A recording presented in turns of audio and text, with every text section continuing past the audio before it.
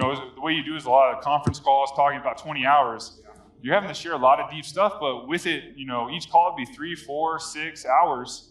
And you're emotionally drained at the end of it because you're giving everything you have to it. So if someone reads it, if my daughter reads it when she's older, like she gets to know who her father is or what, how I was at this state.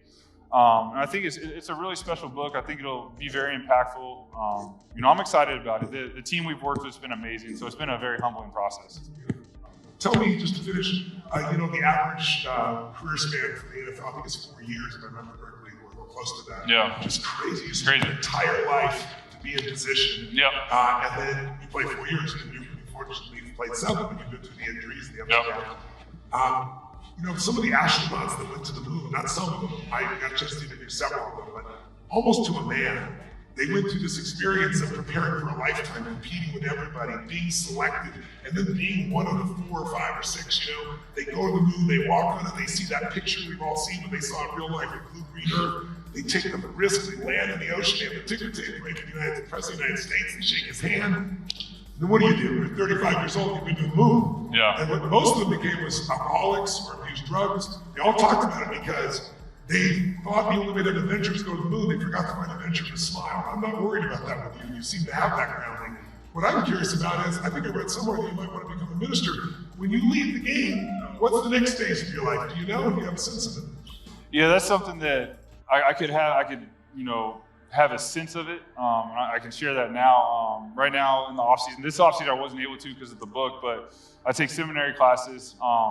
The reason is I want to grow more spiritually. My mom is a very strong Christian. My dad believes in God, but it was never, him giving his life to Christ. So we've always had those conversations. He's from Mississippi, went to some tough churches when he was a kid. So I get his perspective, but it's been an opportunity to share the gospel with him, and we've grown a lot, and he's an amazing man. Like he's just a very kind-hearted, he's one of my heroes.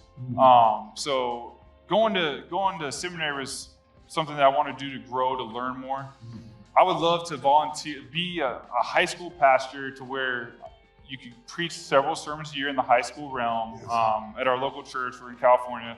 But it's more so that I could be around the kids and just one-on-one, just talk to them like we're talking now, but just learn about their lives, their struggles, and then share with them maybe something I've gone through, and then just from a biblical perspective and help them that way. So that's where my heart is with that. But then also volunteer coach local high schools, help with kids with football. My family's in the restaurant business, so I'm already getting involved with that. Always stuff in the community. Maybe someday start a foundation, doing things like that. We've been blessed with this platform, and that's where you say, like, you achieve something so great, and a lot of times when people achieve that greatness, it's not what they thought it would be, and that's where they struggle. Whereas I think a great story is when we were at the Super Bowl, that is Lombardi Trophy, that is amazing. As an athletic accomplishment for this city, it's legendary. It'll always be there. But like I said, my faith, my family come first. That didn't change. So when I was on stage, I brought my daughter Lily.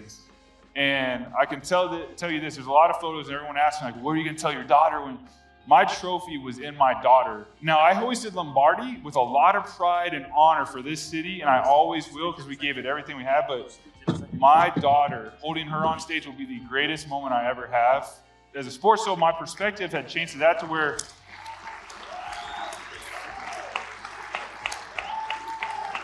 I don't think that I've really begun what I'm going to do in life. I think this is it's a great platform. I'm honored to be part. I find a lot of joy playing football, being in the locker room, doing this, but I think it's just keeping your priorities straight, trusting the good Lord. For me, it's trusting the good Lord with everything I have, because sitting up here with Tony Robbins, this isn't something, if you told me this a couple years ago.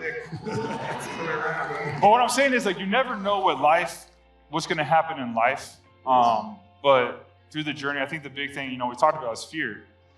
Fear can blind you, fear can paralyze you. It has for me, but it's learning what's really going on inside of you, whether it's journaling, whether it's music, whether it's talking to someone. If you can conquer that, life will always have its challenges, but you'll be able to overcome that fear, and you'll find a lot of joy in your day-to-day things you do. And with that, you'll accomplish greater things, you'll achieve greater things, you'll bless other people, you'll impact other people. And that's something that's so special. And that's, I'm excited to be a part of that. There's a great minister once told me, he said, the greatest prayer is, dear Lord, free me of my fear-based thoughts. Yeah. Because if you do that, everything else flows. And That's true. You pretty much did that with your. No. I have to say, I want to repeat it. I'm sounding repetitive, but it's true. You just are a truly real, authentic, beautiful soul. I'm grateful God has blessed you the way He has. And when you leave this game, if there's anything you're doing that you need help, you can count on me as a friend to make it happen. Thank you, Tony. I appreciate it, man. Give it a hand for him.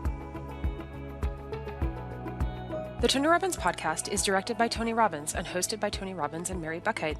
Anna York is the executive producer and steps in as occasional host. Digital editing by Jamie Carvajal and Adriel De La Torre. Copyright Robbins Research International.